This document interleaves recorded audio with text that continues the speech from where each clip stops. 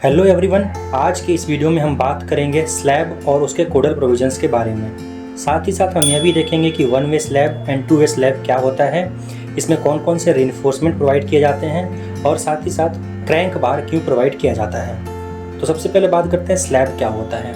Slab एक structural member होता है जिसका थिकनेस उसके अदर टू डायमेंशन से काफ़ी कम होता है। स्लैब जनरली बेंडिंग से सब्जेक्टेड होता है। स्लैब अलग अलग शेप में और अलग अलग मटेरियल से बनाया जा सकता है, लेकिन एनालिसिस पर्पस के लिए हम लोग रेनफोर्स सीमेंट कंक्रीट का रेक्टेंगुलर स्लैब के बारे में बात करेंगे। अब हम स्लैब के कोडल प्रोविजंस के बारे में बात करेंगे जो कि IS 456 2000 से लिया गया है। तो जो मिनिमम नॉमिनल कवर होगा स्लैब के केस में 20 mm का होता है। जो minimum diameter of main bar use होगा वो 8 mm का होगा। जो मैक्सिमम डायमीटर ऑफ मेन बार होता है स्लैब में वह 1/8 times of thickness of slab के बराबर होता है। Minimum thickness of slab 125 mm रखा जाता है। अगर मिनिमम परसेंटेज ऑफ रीइंफोर्समेंट के बारे में बात करें तो 0.15% of gross area for mild steel and 0.12% of gross area for HYSD बार हम लोग रखते हैं। अगर रीइंफोर्समेंट के स्पेसिंग के बारे में बात करें स्लैब में तो जो मेन बार होता है उसका spacing 3 times of depth of slab और 300 mm which ever is minimum उतना रखना पड़ेगा। साथ ही साथ जो डिस्ट्रीब्यूशन बार में बात करें तो 5D और 300 विच एवर इज मिनिमम उतना रखा जाएगा, जिसमें D डेप्थ ऑफ स्लैब होता है। अब हम बात करते हैं डिफरेंट टाइप्स ऑफ स्लैब के बारे में जो कि बेंडिंग बिहेवियर के हिसाब से कैटेगराइज्ड किया गया है।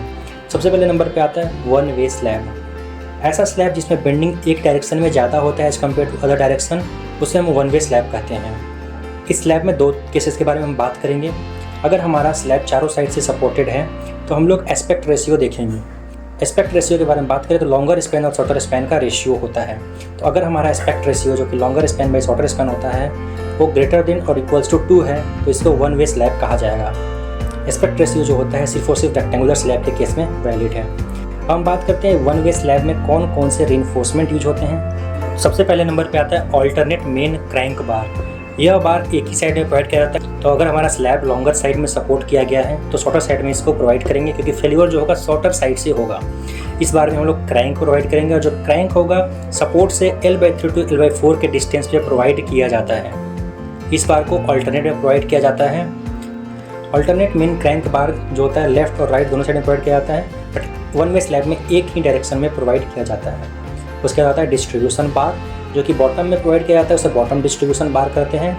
ये थ्रू आउट द लेंथ रहता है और जिस डायरेक्शन में क्रैंक नहीं दिया गया है उस डायरेक्शन में पूरे लेंथ पे प्रोवाइड किया जाएगा।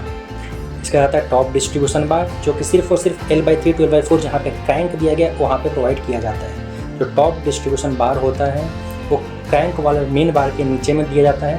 ये जो बॉटम डिस्ट्रीब्यूशन बार होता है वह मेन क्रैंक बार के ऊपर में दिया जाता है। इसके बाद आता है टॉप एक्स्ट्रा बार जो कि प्रोवाइड किया जाता है बेंडिंग से रजिस्ट करने के लिए भी और साथ ही साथ स्पेसिंग को कम करके रखने के लिए। फाइनली आता है चेयर बार जिसका पर्पस होता है 2 अलग अलग top mess and bottom mess को होल्ड करके रखना अपनी पोजीशन में ताकि कंक्रीटिंग के टाइम में डिस्टर्ब ना हो। अगर चेयर बार के बारे में डिटेल में जानना हो तो आप मेरे प्रीवियस वीडियो को देख सकते हैं। अब हम बात करते हैं क्रैंक क्यों प्रोवाइड किया जाता है।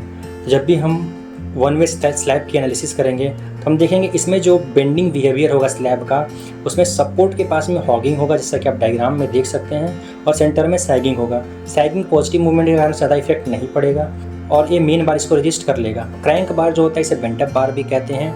ये जनरली निगेटिव मूवमेंट या फिर हॉगिंग मूवमेंट से बचाने के लिए प्रोवाइड किया जाता है। यह सपोर्ट के पास में प्रोवाइड किया जाता है। साथ ही साथ यह शियर फोर्स से भी रजिस्ट करता है।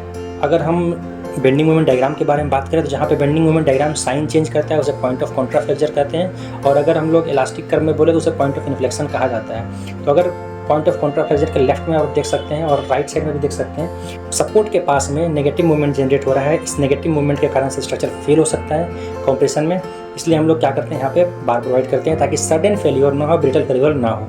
तो क्रैंक प्रोवाइड करने का मेन पर्पस होता है ये नेगेटिव हॉगिंग मूवमेंट को बचाए और साथ ही साथ शियर को भी रजिस्ट करे और ब्रिटल फेल्योर से बचाए। अब हम बात करते हैं टू वे स्लैब के बारे में। अगर हमारा बेंडिंग दोनों ऑर्थोगोनल डायरेक्शन में आ रहा है तो हम लोग इसे टू वे स्लैब कहते हैं। अगर एस्पेक्ट रेशियो के बारे में बात करें तो इसका एस्पेक्ट रेशियो जो कि लॉन्गर लेंथ और शॉर्टर स्पैन का रेशियो होता है वो <2 होता है। अगर हम लोग बात करते हैं टू वे स्लैब में रीइंफोर्समेंट के बारे में तो इसमें मेन अल्टरनेट क्रैंक बार दोनों डायरेक्शन में प्रोवाइड किया जाता है क्योंकि बेंडिंग मूवमेंट दोनों डायरेक्शन में आ रहा है। इसके बाद आता है टॉप डिस्ट्रीब्यूशन बार जो कि L/3 टू L/4 लेंथ पर प्रोवाइड किया जाता है। फिर आता है टॉप एक्स्ट्रा बार, लास्ट में प्रोवाइड किया जाता है चेयर बार। शेयर बार का पर्पस होता है top mesh and bottom mesh को प्रॉपरली अपने पोजीशन में होल्ड करके रखना, ताकि कंक्रीटिंग के टाइम पे डिस्टर्ब ना हो। Thank you for watching. Please like, comment, share and subscribe.